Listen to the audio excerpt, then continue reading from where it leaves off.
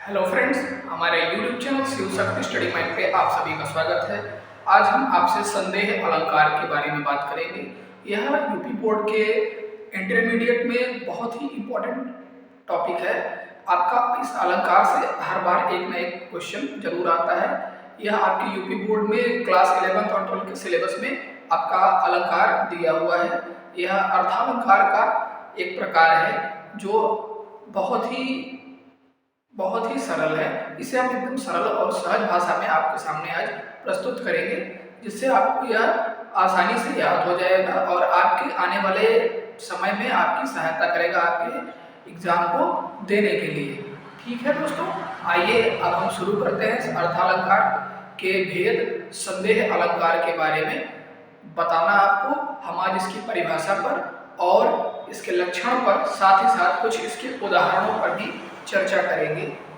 आइए शुरू करते हैं। सर्वप्रथम संदेह अलंकार किसे कहते हैं? रूप रंग आदि के सादृश्य से जहां उपमेय में उपमान का संशय बना रहे या उपमेय के लिए दिए गए उपमानों में संशय रहे, वहां संदेह अलंकार होता है। मतलब ऐसी स्थिति पैदा हो जाती है कि लगता है कि जिसके बारे में हम बात कर रहे हैं वो दोनों ही एक दूसरे के पूरक बन जाते हैं। हमें ऐसा लगता है कि पहला नहीं दूसरा वहां पर उपस्थित है और दूसरा नहीं पहला वहां पर उपस्थित है। ऐसी स्थिति बन जाती है, संदेह होता है कि ये है कि ये है। जैसे आप कह लीजिए कि आम है या इमली है, इस तरह का संदेह जब उत्पन्न हो जाता है, दो वस्तुएं ऐसी रखी हैं कि वह है कि वह है, यह हमें बिल्कुल ना पता चले, हमेशा हम संदेह की स्थिति में ही रहें कि ये भी हो सकता है वह भी हो सकता है। हमें क्षणिक मात्र के लिए वो दिखाई दे और उसमें हमें संदेह हो जाए कि यह भी हो सकता है वह भी हो सकता है।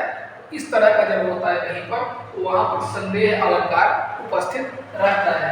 आइए उदाहरण से और हम स्पष्ट हो जाएगा हमें। साड़ी बीच नारी है कि नारी बीच साड़ी है, साड़ी ही की नारी है कि नारी ही की साड़ी है। अर्थात यहाँ पर एक महिला है, उसे देखकर कभी को यहाँ पर भ्रम हो गया। क्या भ्रम हो गया? कि साड़ी के बीच नारी है या कि नारी के बीच में साड़ी है।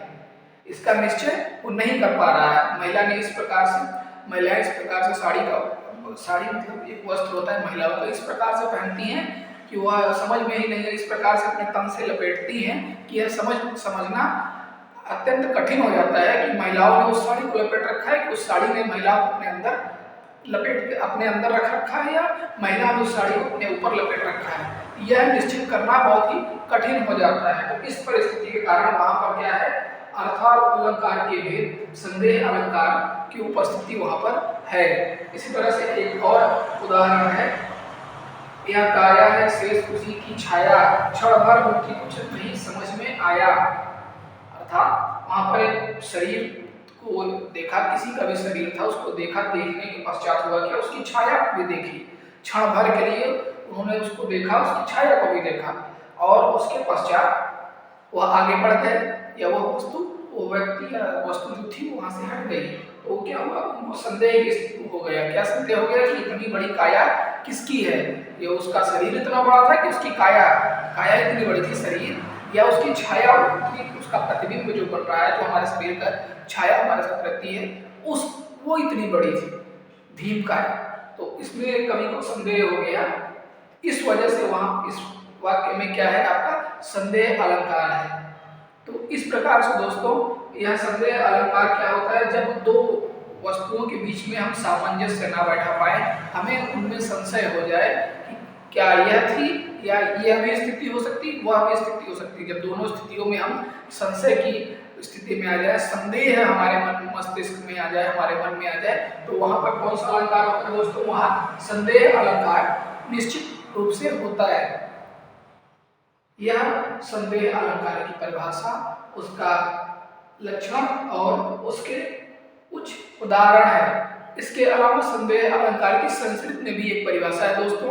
वह एक श्लोक के माध्यम से दी गई है। वह श्लोक है ससंदेहस्तु भेदोक्तो तदनुक्तो च संशयः। मतलब कि यही जहां पर संदेह उत्पन्न हो जाए, कहाँ? किसी उपमेय में उपमान का संदेह उत्पन्न हो जाए कि उपमेय है कि उपमान है, तो वहां पर कौन सा अर्थालंकार का भेद होता है, वहां पर अर्थालंकार का संदेह अलंकार होता है, संदेह यानी संशय होता है। ठीक है दोस्तों, यह अगर आप परिभाषा लिखने को आता है तो आप यह श्लोक भी लिख सकते हैं, यह आपके जो परिभाषा है उसको पूरी कर देता है। यह संस्कृत में संदेह अलंकार की संस्कृत में परिभाषा है, संदेहस्तु भेदोक्तो तदनुक्तो च संशयः। ठीक है दोस्तों, आशा करते हैं आपको हमारी बात अच्छे से समझ में आई होगी। यह आपके संदेह अलंकार की परिभाषा, उसके लक्षण एवं कुछ उसके उदाहरण है। इसमें से आपका यह उदाहरण सारी बीच नारी है, किनारी बीच सारी है, बहुत ही प्रसिद्ध है। यह आपके लिए इम्पोर्टेंट भी हो सकता है, बहुत ही प्रसिद्ध है। हर बार अगर सभी लोगों को यह आता है, सभी को पता होता है कि यह उदाहरण इसका है, संदेह अलंकार का एक उदाहरण है। ठीक है दोस्तों, आशा करते हैं आपको हमारी बात अब पूरी तरह से समझ में आ गई होगी।